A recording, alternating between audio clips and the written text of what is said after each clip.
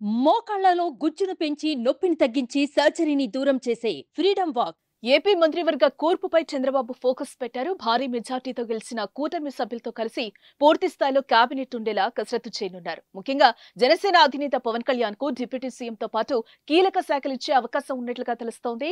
మొత్తం మీద జనసేనకు 3 నుంచి 4 మంత్రి పదవులు ఇవ్వనున్నట్లుగా ప్రచారం అయితే జరుగుతోంది. కూటమిలో మరో పార్టీ బీజేపీ నేతలకు 2 మంత్రి పదవులు ఇవ్వనున్నారు. ఎన్నికల్లో బీజేపీ, టీడీపీ, జనసేన 3 పార్టీలు కలిసి మొత్తం 175 అసెంబ్లీ స్థానాలకు గాను 164 సీట్లను కైవసం చేసుకుంది. కేంద్రంలో సంకీర్ణ ప్రభుత్వం ఏర్పాటు చేయాల్సి రావడంతో తెలుగుదేశం పార్టీ అధినేత చంద్రబాబు కీలక భూమిక పోషించారు.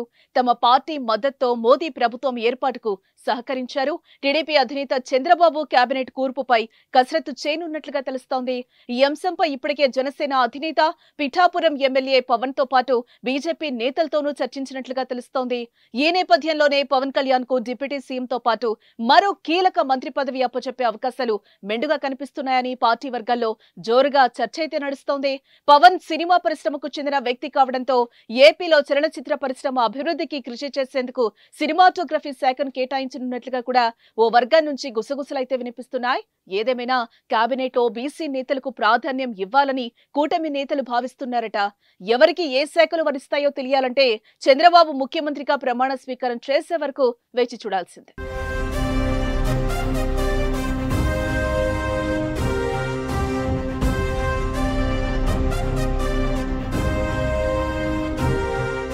సుమన్ టీవీలో మీ పర్సనల్ అండ్ బిజినెస్ ప్రమోషన్స్ కోసం కింది నెంబర్కి కాంటాక్ట్ చేయండి.